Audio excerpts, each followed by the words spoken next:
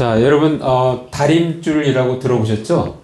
이렇게 가옥이나 건물을 지을 때 이 수평이나 수직 여부를 가늠하기 위해서 이렇게 위에서 이렇게 줄을 내리는데 밑에 원뿔 모양의 줄을 매달아 사용하고 있습니다. 지금도 이렇게 사용합니다. 자, 성경에서 다림줄은 하나님께서 그의 백성의 영육을 판단하시고 또 심판하실 때 하나님 말씀을 다림줄로 사용하십니다. 자, 그 한 예를 잠깐 소개해-드리면, 자, 북이스라엘이 이제 망했어요. 아수르한테 망했습니다. 자, 그런 위급한 상황에서 남유다는 어떻게 해요? 정신을 똑바로 차려야 되겠죠, 그죠? 그 다음에는 자기 차례니까. 자, 그런데 이제 느헤미야 히스기야 왕이 죽고 그의 아들 므낫세가 이제 왕이 됩니다. 12세 왕이 돼요. 자, 그런데 그 므낫세는 그런 상황을 들었음에도 불구하고 정신 차리지 못하고 역대 왕 중에서 가장 우상 숭배를 북이스라엘에서 행했던 아합 왕가보다도 더 악한 일들을 행했습니다. 우상 숭배를 하고 그리고 인신 제사까지 드리는 그러한 상황까지 갔어요. 더 이상 하나님께서는 이제 참을 수가 없는 거예요. 북이스라엘도 멸망했지만 남유다도 멸망을 말씀하시는데, 자, 그 말씀하실 때 어떻게 말씀하시는지 우리 한번 잠깐 보겠습니다. 열왕기하 21장 자 13절. 자, 선지자를 통해서 말씀하시는 거예요. 자, 한번 같이 읽습니다. 시작. 내가 사마리아를 잰 줄과 아합의 집을 다림 보던 추를 예루살렘에 베풀고 또 사람이 그릇을 씻어 엎음같이 예루살렘을 씻어 버릴지라. 예. 자, 그 다림줄 그 추로 사마리아 북이스라엘이 잘못 행했기 때문에 멸망시켰어요. 예. 그리고 아합의 집을 보던 그 추 제대로 못했기 때문에 아합의 집을 멸망시켰죠. 그러니까 그 추로 예루살렘 유다를 보는데 너희들은 멸망당할 것이다 라는 것을 미리 선지자를 통해서 말씀하고 있는 것입니다. 자, 오늘날 우리가 사는 세상에는 어떻습니까? 절대적인 기준이 없습니다. 그리고 절대적인 기준을 거부합니다. 자, 그러다 보니까 점점점 안 좋은 쪽으로 인간의 본성은 악함이 있잖아요. 그러니까 안 좋은 쪽으로 계속 문명이 발전에도 불구하고 그렇게 퇴보하는 거예요. 어떤 사람이 말합니다. 보수는 보수해야 하고 진보는 진보해야 한다. 자, 그런데 오늘날 정치인들을 보면은 보수가 보수하지 못하고 진보가 진보하지 못하다는 거예요. 진보라는 좋은 이름을 가지고 점점점 안 좋은 쪽으로, 안 좋은 방향으로 사람들을 이끌어 가고 있습니다. 절대적인 기준인 성경을 무시하고 업신여기고 있습니다. 자, 우리의 지식과 믿음을 하나님의 말씀으로 채워야 하는데 성경적인 예를 하나 들겠습니다. 자, 이 바벨론을 통해서 다 멸망당했어요. 그리고 이제 바벨론으로 포로를 가고 거기서 이제 몇십 년이 지났습니다. 그리고 하나님이 약속하신 대로 다시 이제 예루살렘으로 귀환시키고 있는데, 그러나 예루살렘 왔을 때는 어때요? 이미 성벽이 다 무너지고 완전히 엉망진창이었어요. 그걸 제대로 잡아야 되는데 잡을 사람이 없어요. 또 옆에서 방해하는 사람도 있고. 그것에 대해서 제일 안타깝게 여겼던 사람이 느헤미야였어요. 느헤미야. 그래서 느헤미야가 그래도 왕으로부터 인정받았기 때문에 그 왕으로부터 유대 총독으로 이렇게 임명을 받습니다. 그래서 느헤미야가 예루살렘으로 온 거예요. 유대로 온 겁니다. 자, 느헤미야가 첫 번째 했던 것이 뭐냐면 성벽을 재건하는 거였어요. 성벽을 재건해야 그 다음부터는 적으로부터 이 침략을 막으면서 무엇인가를 할 수 있었던 거예요. 그래서 아주 급속히 성벽을 방해를 무릅쓰고 재건을 합니다. 자, 재건을 하고 나서 그리고 나서 어떻게 하냐면 사람들을 이 성문 앞에 다 모이게 해요. 남녀노소 할 것 없이 다 모이게 합니다. 그리고 하나님의 말씀을 들리게 해요. 그래서 학사 에스라를 통해서 새벽부터 정오까지 사실 이때부터 부흥 사경회가 이때부터 있었던 거예요. 새벽부터 정오까지 말씀을 읽습니다. 그리고 옆에 있는 도와주는 사람들이 백성들한테 그 말씀을 깨닫게 해요. 자, 깨닫게 하니까 이제 말씀이 막 들어오기 시작하니까 어때요? 사람들이 반응하기 시작합니다. 자, 그 부분을 한번 잠깐 찾아서 읽겠습니다. 자, 느헤미야 8장. 자, 5절 말씀. 자, 5절 말씀 보면, 자, 이제 에스라가 이렇게 성경책을 읽을 때 사람들이 하나님의 말씀이 선포되니까 다 일어납니다. 일어나. 자, 그리고 하나님을 송축합니다 했더니 사람들이 아멘, 아멘 하면서 그리고 절을 합니다. 자, 우리 7절. 자, 7절. 자, 느헤미야 8장 8절 한번 같이 읽습니다. 시작. 제자리에 서 있는 동안 그들에게 율법을 깨닫게 하였는데 8절 하나님의 율법책을 낭독하고 그 뜻을 해석하여 백성에게 그 낭독하는 것을 다 깨닫게 하니 9절 앞에 부분만 읽어보면 백성이 율법의 말씀을 듣고 다 우는지라. 자, 이때 지금 상황은 어떤 상황이냐면 여호수아로부터 말씀이 끊어지고 나서 그리고 나서 말씀을 계속 제대로 말씀 생활을 못하다가 바벨론으로부터 멸망당하고 거의 한 600년이 지난 상황이에요. 600년이 지난 상황. 이 상황 동안 제대로 말씀을 본 적이 없는 거예요. 그 말씀을 쭉 들어보니까 우리가 망한 것이 바로 하나님을 제대로 섬기지 못해서 망했구나. 우리가 우상 숭배해서 망했구나. 그런 것들을 깨닫게 되면서 백성들이 어때요? 울고 있어요. 예. 자, 그러면서 이들이 회복되는. 그래서 이때 당시에 처음으로 이제 초막절을 지킵니다. 초막절. 그러니까 이때부터 지킨 것이 이제 오늘날까지 계속 오게 되는데, 자, 그렇습니다. 그러니까 하나님 앞에 말씀으로 우리 자신을 비춰봤을 때 우리가 잘못된 것, 올바로 행하지 못한 것들이 다 보이기 시작하는 거예요. 그래서 하나님 앞에 회개하는 그런 모습을 우리가 볼 수 있습니다. 그래서 오늘 본문은 사실 사사기 17장 이 내용은 어떤 상황이냐면, 자, 하나님께서 약속하신 가나안 땅을 정복하는데 정복을 다 했어요. 하고 거의 이제 막바지에 일어나는 상황에서 일어난 사건입니다. 예. 그래서 그 사건을 다루는데 이 지역은 에브라임 산지, 그리고 미가라는 집안의 이야기입니다. 자, 간단히 요약하면은 미가는 어머니에게서 받은 그 은으로 신상을 만들고 자기 집에 산당을 세웁니다. 그리고 한 레위 청년이 거처를 찾다가 미가의 집에 머물면서 제사장이 됩니다. 미가는 그를 통해서, 그 레위인을 통해서 하나님께 복을 받을 것이라고 믿게 됩니다. 자, 이 이야기는 당시 이스라엘의 그 신앙적 혼란과 개인 신앙의 타락을 보여주고 있습니다. 당시의 상황을 한 문장에 정리된 말씀이 있습니다. 자, 그 말씀 우리 한번 같이 읽겠습니다. 우리 사사기 17장 자, 6절 말씀. 자, 한번 같이 읽습니다. 시작. 그때는 이스라엘의 왕이 없었으므로 사람마다 자기 소견에 옳은 대로 행하였더라.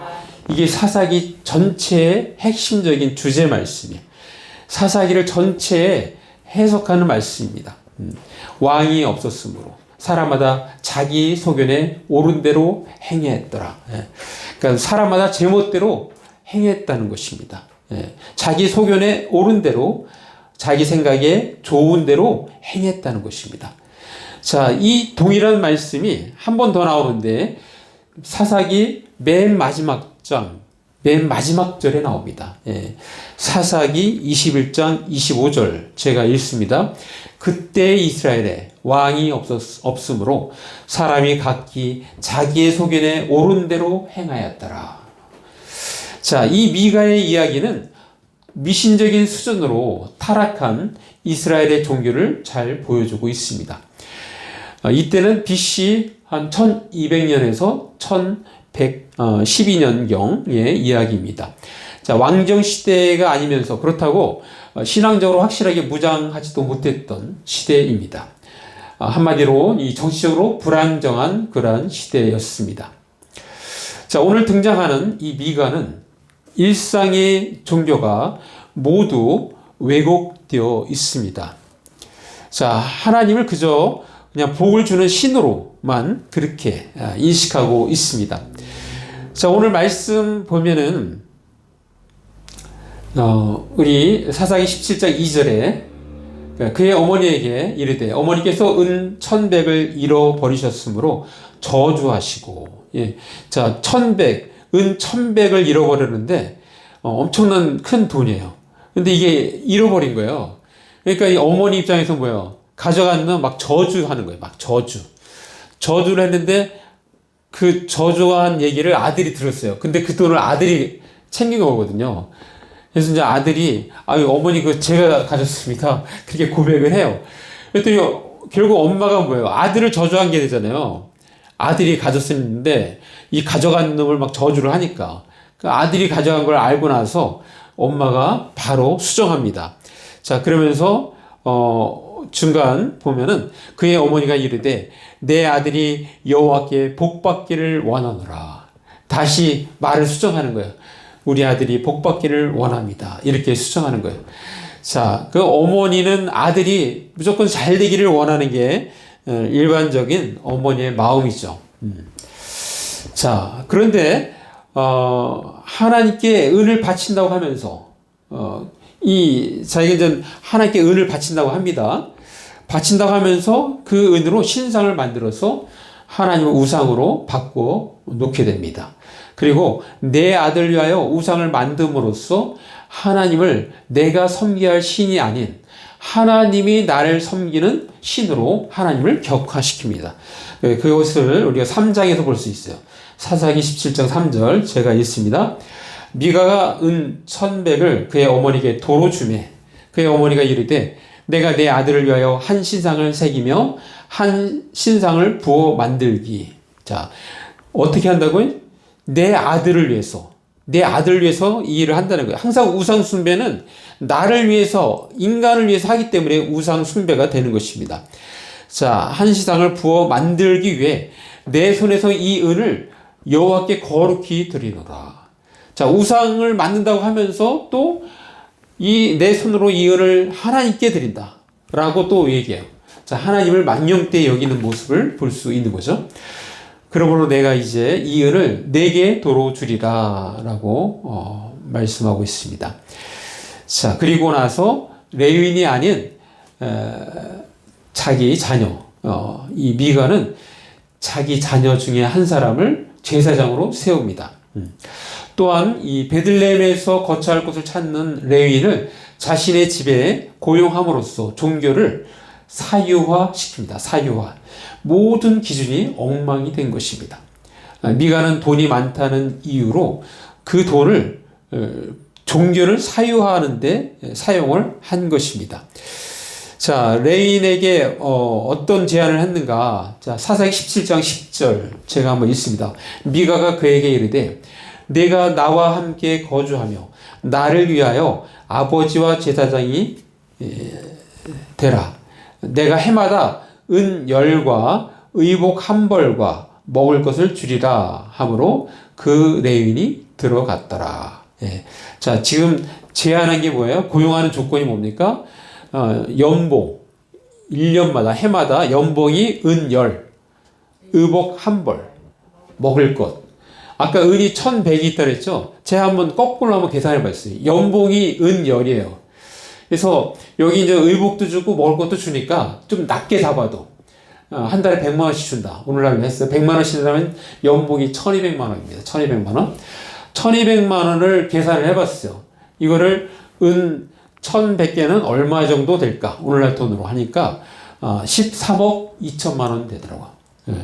그냥 쉽게 얘기하면 미국으로 따지면 100만 달러 부자. 100만 달러면은 부자라고 할 수 있죠.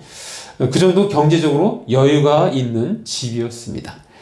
자, 그러면서 자, 우리가 아까 읽었던 사사기 17장 12절. 자, 한번 같이 읽습니다. 시작. 미가가 그 레인을 거룩하게 구별하매 그 청년이 미가의 제사장이 되어 그 집에 있었더라. 그때부터 이제 레위인이 미가의 제사장으로 그 집에서 고용돼서 살게 됩니다. 자, 13절 이에 미가가 이르되 레위인이 내 제사장이 되었으니 이제 여호와께서 내게 복 주실 줄을 아노라 하니라. 자, 이것도 뭐예요? 잘못 알고 있는 거죠. 하나님을 잘못 생각하고 있는 거예요. 자기 마음대로 해놓고 그리고 하나님께서 나에게 복 주실 거야 라고 말씀하고 있습니다. 자, 왜 우리의 지식과 믿음을 하나님의 말씀으로 채워야 합니까? 두 가지로 정리할 수 있는데 첫 번째는 성경이 우리의 삶의 달인줄이 되기 때문입니다. 자, 성경을 우리 정경이라고도 합니다. 정경.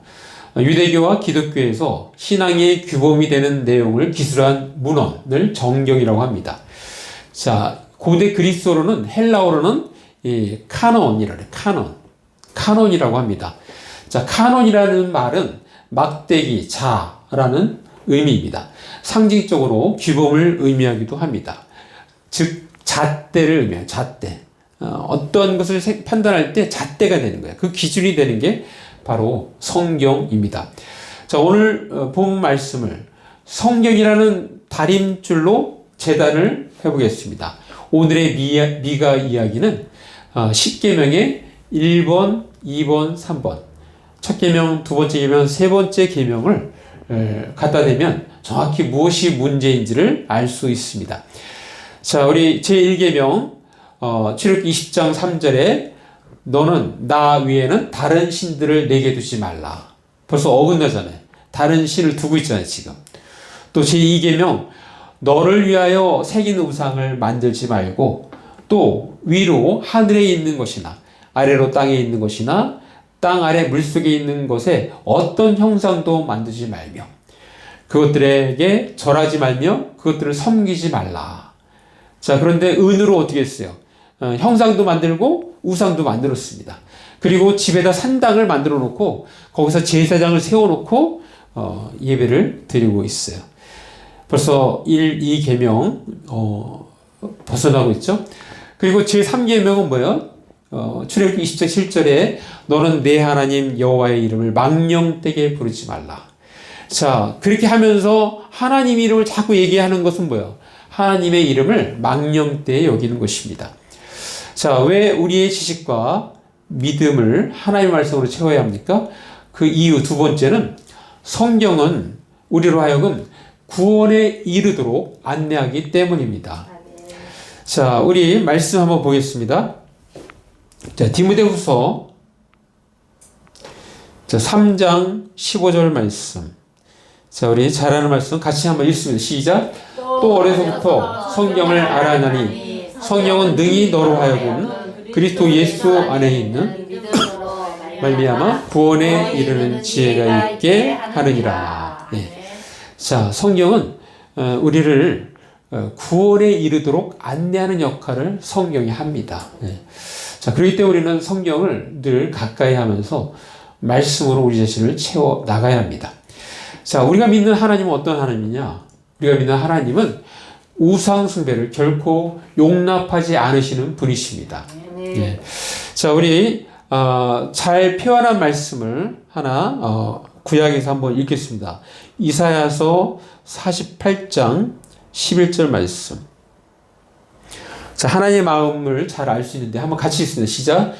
나는 나를 위하여 일을 이룰 것이라. 어찌 내 이름을 욕되게 하리요. 내 영광을 다른 자에게 주지 아니하리라.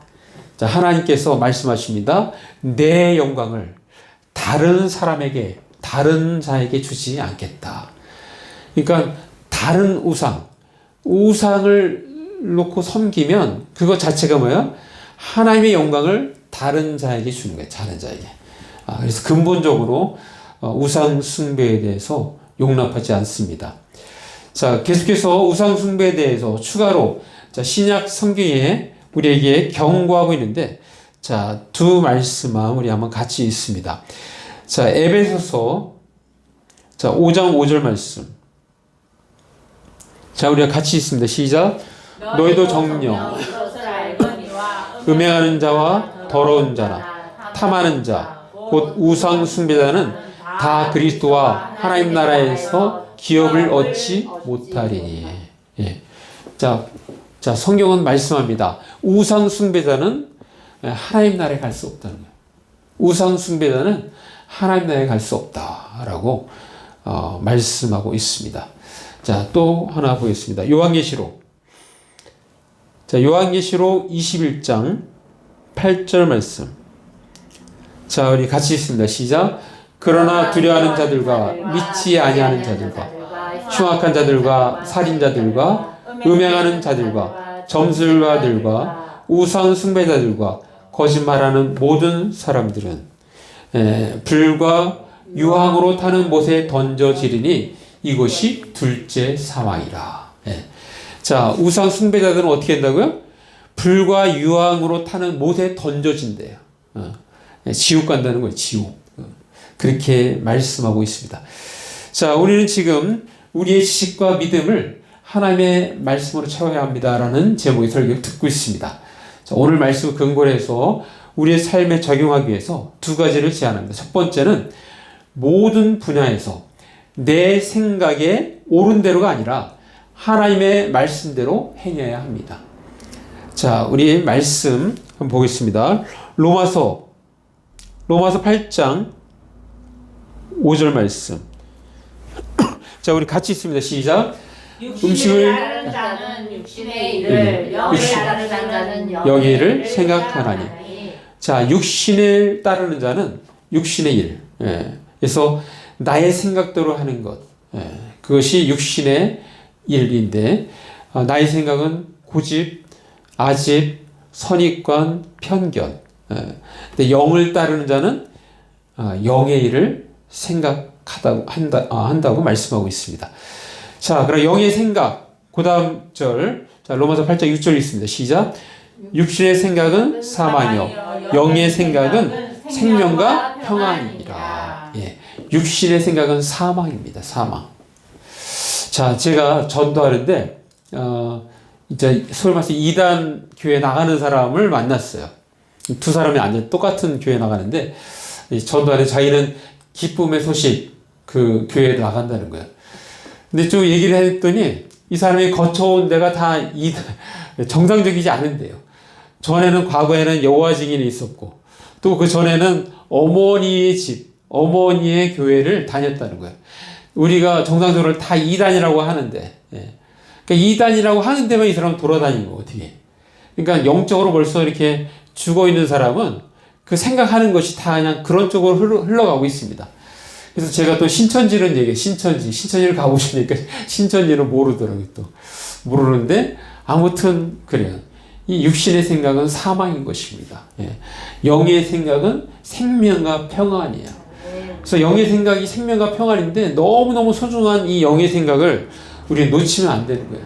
계속해서 이것을 깨어서 발전시켜 나가야 하는 것입니다. 자, 우리의 지식과 믿음을 하나님의 말씀으로 채워야 합니다. 그렇다면 어떻게 해야 할까요? 두 번째는 꾸준히 성경을 읽고 묵상하고 배우고 적용해 나가야 합니다. 그것을 그리고 반복하는 것이에요. 반복. 자, 우리의 말씀 보겠습니다. 디모데후서 자, 3장 16절 말씀. 자, 우리 한번 잘 알지만 같이 한번 읽습니다. 시작. 모든 성경은 하나님의 감동으로 된 것으로 교훈과 책망과 바르게 함과 의로 교육하기에 유익하니. 예. 자, 바로 하나님의 감동으로 됐어요. 그래서 성경을 우리가 읽으면 거기서 교훈을 얻고 또 책망을 받고 바르게 함과 의로 그 성경 말씀이 나를 이끌어 갑니다. 자, 성경 말씀은 살아있는 말씀이요. 자, 신기한 것은 그렇게 많이 봤음에도 불구하고 지금 봐도 또 새로운 거야. 살아있는 말씀이 돼. 살아있는 말씀. 또 이렇게 아침마다 묵상하고 또 들어가면 또 새로운 거야. 예. 자, 그러니까 이게 설교를 똑같은 본문이라도 뭐 5년 전에 했던 거하고 오늘 했던 건 달라요. 달라요. 제가 보면은 5년 전에 했던 설교가 있는데 오늘 하는 설교하고 또 다릅니다. 그러니까 하나님의 말씀이 살아있어요. 살아있어. 네. 자, 우리가 하나님의 말씀을 어떻게 대해야 되는지 좋은 샘플을 보여주는 그 부분 한번 읽겠습니다. 사도행전 17장 자 11절 말씀. 자, 우리 한번 같이 읽습니다. 시작. 베레아에 있는 사람들은 데살로니가에 있는 사람들보다 더 너그러워서 간절한 마음으로 말씀을 받고 이것이 그러한가 하여 날마다 성경을 상고함으로. 자, 이게 지금 어떤 태도냐면, 자, 목사님한테 말씀을 들었어요. 아니면 누구한테 말씀을 들었어요. 그러면 그 말씀을 그냥 듣는 걸로 끝나는 게 아니라 내가 직접 봐야 돼. 내가 직접 말씀을 정말 읽어보고 그 말씀을 상고해 봐야 되고 연구해 봐야 돼요. 이런 태도입니다. 자, 이런 태도. 이 베레아에 사는 유대인들처럼 그런 태도를 가져야 된다고 말씀하고 있어요. 우리는 그런 태도를 가져야 됩니다. 예. 자, 우리가 우리의 지식을 어떻게 됐냐? 자, 그 부분 우리 한번 잠깐 말씀 보겠습니다. 골로새서 3장 10절 말씀. 자, 우리 같이 읽습니다. 시작. 새 사람을 입었으니 이는 자기를 창조하신 이의 형상을 따라 지식에까지 새롭게 하심을 입은 자니라. 자, 우리는 구원받은 백성으로서 우리는 어떤 사람이에요? 우리는 새 사람을 입은 사람이에요. 그러니까 새 사람을 입은 사람은 하나님의 형상을 따라서 나의 지식까지도 새롭게 입는 자야. 그러니까 나의 지식 중에 죽은 지식이나 잘못된 지식이 있으면 버리고 우리는 새로운 지식, 하나님의 지식을 계속해서 선택해서 채워 나가야 하는 것입니다. 자, 마지막으로 하나 더 말씀 보고 마치겠습니다. 잠언 3장 3절 말씀. 자, 우리 같이 읽습니다. 시작. 진리가 내게서 떠나지 말게 하고 그것을 내 목에 내며 내 마음판에 새기라. 예. 자, 우리는 어떤 마음이어야 돼요? 참 성경 말씀을 꼭 정말 안고 자고 싶은 마음, 그런 마음이 있어야 돼. 하나님의 말씀이 너무너무 나한테 소중하고 좋은 거예요. 그래서 말씀 보다가 또 은혜가 되면 그 말씀을 묵상하고 또 묵상하고, 그래서 그것을 내 것으로 삼고 마음판에 새기고, 이런 작업을 우리는 죽을 때까지 끊임없이 해 나가야 됩니다. 자, 이렇게 될 때 말씀 가운데 우리가 사는 사람이 되고 말씀이 늘 우리의 가까이 있습니다. 그리고 말씀에서 벗어나지를 않아요. 네. 자, 우리 이런 삶을 계속 살아가기를 간절히 바랍니다. 자, 마무리합니다. 오늘 우리는 평상시 하나님의 말씀을 대할 때 경건하고 간절한 마음으로 대할 수 있어야 합니다. 왜냐하면 모든 성경은 하나님의 감동으로 된 것으로 교훈과 책망과 바르게 함과 의로 교육하기에 유익하기 때문입니다. 날마다 말씀 읽고 묵상하며 작은 것이라도 적용하는 자세로 나아가야 합니다. 그리고 이것을 평생 하늘나라 가기까지 해야 합니다. 의뢰되는 말씀은 묵상하고 또 묵상해서 마음판에 새기도록 해야 합니다. 성경은 능히 우리를 구원의 길로 안내할 것입니다. 성경은 우리의 가야 할 길을 밝히 보이실 것입니다. 성경은 우리를 평생 사명자로 살게 할 것입니다. 끝으로 성경은 우리 모두를 마침내 영적으로 승리하도록 이끌어 갈 것입니다. 자, 우리 모두 우리의 지식과 믿음을 하나님의 말씀으로 채워 은혜가 풍성한 삶을 살아가시기를 간절히 바랍니다. 예, 우리 기도하겠습니다. 말씀 생각하시면서 잠깐 1님은 기도로 나갑니다. 기도하시겠습니다. 아버지 하나님 감사합니다. 주님 감사합니다. 그렇습니다. 하나님 아버지, 우리의 지식과 믿음을 하나님의 말씀으로 채워가는 저희들 다 되게 하여 주옵소서. 주님 함께해 주옵소서. 아버지, 그래서 하나님 주님께 아버지 영광 돌리며 또 주님으로 말미암아 풍성한 삶을 살아가는 저희들 다 되게 하여 주옵소서. 예수님.